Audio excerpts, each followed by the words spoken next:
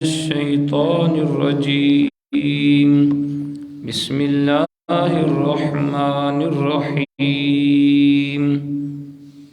إن الذين ينادونك من وراء الحجرات أكثرهم لا يعقلون ولو أنهم صبروا حتى تخرج إليهم لكان خيرا لهم والله غفور رحيم. آمنت بالله صدق الله العظيم. ان الذین بے شک جو لوگ ینادونک پکارتے ہیں آپ کو من وراء الحجرات حجروں کے باہر سے اکثرہم ان میں سے اکثر لا یعقلون نا سمجھ ہیں ولو انہم صبروا اور اگر وہ صبر کرتے حتیٰ یہاں تک کہ تخرج الیہم آپ باہر تشریف لاتے ان کے پاس لکان خیر لہم تو یہ ان کے لیے بہت بہتر ہوتا. واللہ غفور رحیم اور اللہ تعالیٰ غفور رحیم ہے. حضرات محترم بھی آپ قرآن مجید فرقان حمید میں سے 26واں پارہ سورۃ الحجرات کی آیت نمبر 4 اور 5 کی تلاوت اور ترجمہ سماعت فرما رہے تھے. کل کے درس میں ہم نے پڑھا اللہ کریم نے فرمایا بے شک جو لوگ پست رکھتے ہیں اپنی آوازوں کو اللہ کے رسول کے سامنے یہی وہ لوگ ہیں مختص کر لیا ہے اللہ نے ان کے دلوں کو تقوی کے لیے انہیں کے لیے بخشش اور اجر عظیم ہے. کل ہم نے اس آیت کریمہ کی تفسیر پڑھی. آج کے درس میں اللہ کریم اپنے پیارے حبیب علیہ الصلاۃ والسلام کی بارگاہ کے بے ادبی کرنے والوں کا ذکر فرما رہا ہے اور اپنے حبیب کی بارگاہ کے آداب بھی سکھا رہا ہے. فرمایا ان الذین ینادونک من وراء الحجرات اکثرهم لا یعقلون بے شک جو لوگ اے حبیب آپ کو پکارتے ہیں حجروں کے باہر سے ان میں سے اکثر ناسمجھ ہیں. اسلام سے پہلے عرب کا خطہ جہالت ناشائستگی کا گہوارہ تھا. مکہ جیسا مرکزی شہر وہاں بھی گنتی کے چند لوگ پڑھے لکھے تھے باقی ساری آبادی ان پڑھ تھی.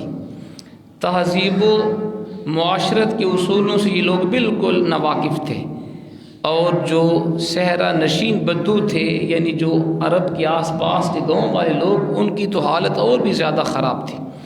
اس آیت کریمہ میں اللہ کریم وہ آداب سکھا رہا ہے جن کا بارگاہ رسالت مآب علیہ الصلاۃ والسلام میں خیال رکھنا بہت ضروری ہے.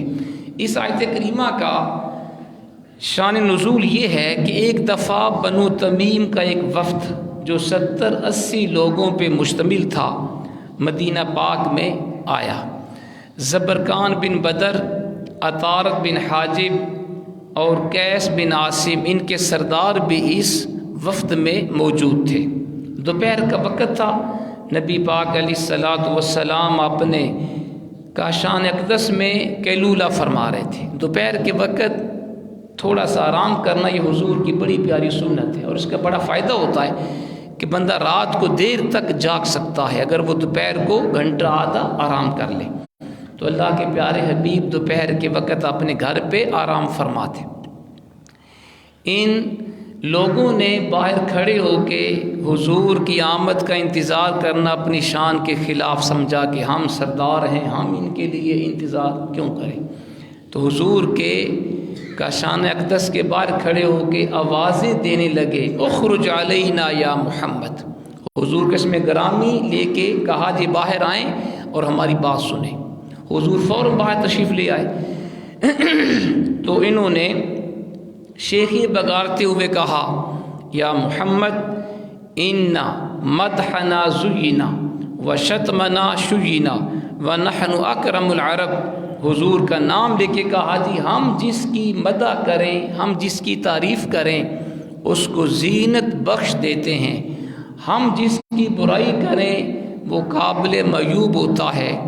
حضور نے یہ سن کر فرمایا بل کذبتم تم نے جھوٹ کہا ہے. بل مدح اللہ تعالی زینا وشتمہ شینا وَأَكْرَمُ مِنْكُمْ يُوسُفُ بْنُ يَعْقُوبُ بْنُ إِسْحَاقُ بْنُ إِبْرَاهِيمَ سچے نبی نے فرمایا تم نے جھوٹ کہا ہے کہ جس کی تم تعریف کرو وہ قابل عزت ہے اور جس کی تم برائی کرو وہ قابل ذلت ہے، یہ جھوٹ ہے۔ آپ نے فرمایا میرا رب جس کی تعریف کرے وہ عزت والا ہوتا ہے، میرا پروردگار جس کی مذمت کرے وہ معیوب ہوتا ہے، اور تم نے کہا جی ہم تمام اہل عرب سے افضل ہیں، یہ بھی تم نے جھوٹ کہا۔ یوسف ابن یعقوب ابن اسحاق ابن ابراہیم تم سے بھی زیادہ افضل والا تھے۔ پھر کیا ہوا جناب؟ انہوں نے کہا جی ہم تو آپ سے فخر کرنے کے لیے آئے ہیں تاکہ آپ کو اپنے بارے میں بتائیں۔ ان کا خطیب عطار بن حاجب کھڑا ہوا اور اس نے اپنے قبیلے کی تعریف میں زمین و آسمان کے کلابے ملا دیے، بڑی تعریف کی اس نے اپنے قبیلے کی۔ حضور علیہ الصلوۃ والسلام نے ثابت بن قیس کو اشارہ کیا، جن کا ذکر پچھلی آیت میں آیا تھا کہ جن کے بارے حضور نے خوشخبری دی تھی کہ کیا تم راضی نہیں ہو کہ تم قابل عزت زندگی گزارو، شہید قتل کیے جاؤ، جنت میں داخل ہو، جو پچھلے درس میں ہم نے پڑھا تھا۔ یہ وہی ثابت بن قیس ہے۔ حضور نے اشارہ کیا ثابت اٹھو اور ان کے شاعر کے کلام کا جواب دو۔ سبحان اللہ۔ کہتے ہیں مکتب نبوت کا یہ تلمیذ ارشد جب لب کشا ہوا تو ان کے چکے چھوٹ گئے اور وہ سہم کر رہ گئے۔ اس کے بعد ان کا شاعر زبرقان بن بدر کھڑا ہوا اور اس نے اپنی قوم کی تعریف میں فی البدی اشعار کہے۔ حضور نے حضرت حسان بن ثابت کو اشارہ کیا، حسان ان کے شاعر کے کلام کا جواب دو۔ حضور کے غلام حسان بن ثابت نے ان کے مفاخر کی دھجیاں بکھیر دیں، ایسے پیارے اشعار پڑھے۔ اسلام کی صداقت، حضور کی نبوت اور آپ کی عظمت کو اس انداز میں بیان کیا کہ اقرا جو ان کے ساتھ آیا تھا اسے یہ ماننا پڑا، ہم مانتے ہیں نہ ہمارا خطیب حضور کے خطیب جیسا ہے، نہ ہمارا شاعر حضور کے شاعر جیسا ہے۔ انہوں نے یہ تسلیم کیا۔ اللہ کریم نے ان سب لوگوں کے اوپر خصوصی کرم فرمایا، ان سب کے دلوں کو اسلام کے لیے کھول دیا، سب نے کلمہ پڑھا، حضور کے غلام بن گئے، اور اللہ کے پیارے حبیب نے ان کو انعام و اکرام سے نوازا۔ تو اللہ کریم نے ان کا ذکر کرتے ہوئے فرمایا، اے حبیب جو لوگ آپ کو حجروں کے باہر کھڑے ہو کے پکارتے ہیں، آپ کی آمد کا انتظار نہیں کرتے، ان میں سے اکثر جاہل ہیں، ان کو پتہ ہی نہیں حضور کی بارگاہ کے آداب کیا ہیں۔ آگے فرمایا وَلَوْ أَنَّهُمْ صَبَرُوا حَتَّى تَخْرُجَ إِلَيْهِمْ لَكَانَ خَيْرًا لَهُمْ، اگر وہ صبر کرتے، میرے حبیب کو باہر کھڑے ہو کے آواز نہ دیتے، میرے حبیب کی آمد کا انتظار کرتے، جب میرا پیارا حبیب خود باہر تشریف لاتا، پھر حضور کی زیارت بھی کرتے اور آپ کے بارگاہ میں معروضات پیش کرتے، یہ ان کے لیے زیادہ بہتر تھا، یہ ان کے لیے زیادہ بہتر تھا۔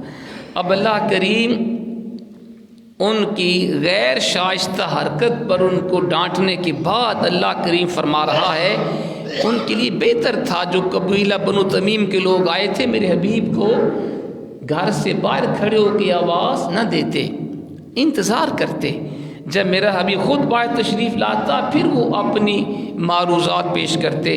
علامہ علوسی رحمہ اللہ رقم تراز ہیں کہ ان آیات میں بارگاہ نبوت کی بے ادبی کی قباحت کو بھی بیان کیا گیا، اس لیے قرآن کی آیت آئی، اور اللہ کریم نے اپنے حبیب کی بارگاہ کے آداب بھی اپنے بندوں کو سکھائے۔ علماء کرام نے اس آیت سے بڑا خوب استفادہ کیا۔ حضرت ابو عبید جو بہت بلند پایا عالم تھے، آپ فرمایا کرتے میں نے جب قرآن کی آیت پڑھی تو میں نے کبھی کسی استاد کے دروازے پہ جا کے دستک نہیں دی، بلکہ اپنے استاد کا انتظار کرتا، گھر کے باہر بیٹھ جاتا، جب میرے استاد خود باہر تشریف لاتے ان سے علم حاصل کرتا۔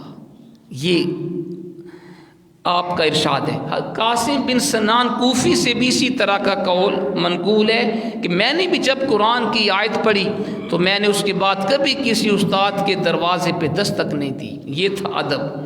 حضرت ابن عباس جو حضور کے چچا زاد بھائی ہیں، آپ حضرت ابی بن کعب، یہ بہت بڑے عالم صحابی تھے، ان کے پاس معرف قرآن کی تعلیم حاصل کرنے کے لیے جاتے تھے، قرآن پاک کا علم حاصل کرنے، لیکن آپ اپنے استاد کے دروازے پہ جا کے دستک نہیں دیتے تھے، بیٹھ جاتے۔ جب حضرت ابی بن کعب اپنی مرضی سے باہر تشریف لاتے تو ان سے اکتساب فیض کرتے۔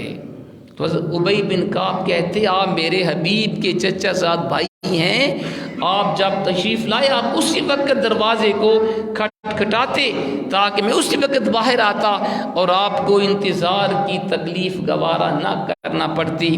تو حضرت ابن عباس کا وہ قول بڑا پیارا ہے، آپ نے جواب میں فرمایا العالم فی قومہ کالنبی فی امتہ، فرمایا جو عالم ہوتا ہے وہ اپنی قوم میں ایسے ہوتا ہے جیسے نبی اپنی امت میں ہوتا ہے۔ یہ شان ہے، ہمیں پتہ ہی نہیں، ہمیں عالم دین کی شان کا ہی پتہ نہیں، ہم کہتے ہیں اس کے پاس پیسہ نہیں، کوٹھی کار نہیں، بینک بیلنس نہیں، تمہیں کیا خبر؟ اللہ نے علم دین کی صورت میں علماء کو جو خزانہ دیا ہے، خدا کی قسم پوری کائنات کی دولت اور خزانے اس کا مقابلہ نہیں کر سکتے۔ تو آپ ان کو بتاتے کہ جو عالم ہوتا ہے وہ اپنی قوم میں اسی طرح ہوتا ہے جیسے نبی اپنی امت میں ہوتا ہے۔ وَقَدْ قَالَ تَعَالَى فِي حَقِّ نَبِيِّهِ وَلَوْ أَنَّهُمْ صَبَرُوا حَتَّى تَخْرُجَ إِلَيْهِمْ لَكَانَ خَيْرًا لَهُمْ، اور اللہ کریم نے اپنے پیارے مصطفیٰ کریم کے بارے قرآن میں فرمایا اگر یہ لوگ صبر کرتے، میرے حبیب کے گھر کے باہر کھڑے ہو کے آوازیں نہ دیتے، میرے محبوب کی آمد کا انتظار کرتے، ان کے لیے زیادہ بہتر ہوتا۔ علامہ آلوسی رحمہ اللہ فرماتے ہیں میں نے بچپن میں یہ واقعہ پڑھا تھا اور عمر بھر اپنے اساتذہ کرام کے ساتھ میں اسی طرح کا سلوک کرتا رہا۔ میں نے بھی کبھی کسی استاد کے دروازے پہ جا کے دستک نہیں دی بلکہ ان کی آمد کا انتظار کرتا۔ یہ تھے ہمارے بزرگان دین جو اپنے اساتذہ کرام کا اتنا ادب و احترام کیا کرتے تھے۔ ذات محترم مغربی تہذیب کے برے اثرات میں سے یہ بھی ہے، آج شاگردوں کے دلوں سے اپنے اساتذہ کرام کا ادب و احترام ختم ہوتا جا رہا ہے۔ آج طلباء اپنے استاد کے اوپر آوازیں کستے ہیں، نقلیں اتارتے ہیں، بلکہ بعض اوقات مارنے سے بھی وہ باز نہیں آتے، اور اس کے اوپر وہ شرمندہ نہیں ہوتے کہ ہم نے اپنے استاد کی توہین کی ہے، بلکہ اس کے اوپر وہ فخر کرتے ہیں۔ اسی طرح بزرگوں کا ادب، والدین کا ادب بھی کم ہوتا جا رہا ہے۔ آج کل کی ترقی یافتہ لوگوں کا یہ معاشرہ انسانی معاشرہ سے زیادہ حیوانی معاشرہ کی تصویر پیش کر رہا ہے۔ آج ادب و احترام ختم ہوتا جا رہا ہے۔ آخر میں اپنے پیارے آقا کا بڑا پیارا ارشاد گرامی بھی سن لیجئے۔ حضور فرماتے ہیں من لم یرحم صغیرنا ولم یوقر کبیرنا فلیس منا، او کما قال، جو ہمارے چھوٹوں پہ رحم نہ کرے، جو ہمارے بڑوں کا ادب نہ کرے، وہ ہم میں سے نہیں ہے۔ حضور کا فرمان علی شان ہے، جو ہمارے چھوٹوں پہ رحم نہ کرے اور جو بڑوں کا ادب نہ کرے وہ ہم میں سے نہیں ہے۔ بڑوں کو چاہیے چھوٹوں سے پیار کریں، شفقت کریں، اور چھوٹوں کو چاہیے بڑوں کا ادب و احترام کریں۔ اللہ کریم عمل کی توفیق عطا فرمائے۔ الحمدللہ رب العالمین والعاقبۃ للمتقین والصلاة والسلام علی سید الانبیاء والمرسلین۔ ربنا آتنا فی الدنیا حسنۃ وفی الآخرۃ حسنۃ وقنا عذاب النار۔ یا رب العالمین ہم سب کے گناہوں کو معاف فرما، تمام بیماروں کو شفائے کامل عطا فرما، ہم سب کو قرآن و سنت کو پڑھنے، سمجھنے، اس پہ عمل کی توفیق عطا فرما، ملک پاکستان کو استحکام عطا فرما، تمام مسلمانوں کو پیارے محبوب علیہ الصلاۃ والسلام کی محبت اور آپ کی اطاعت کی توفیق عطا فرما۔ ربنا تقبل منا انك انت السميع العليم وتب علينا انك انت التواب الرحيم۔ صلی اللہ علی حبیبہ محمد۔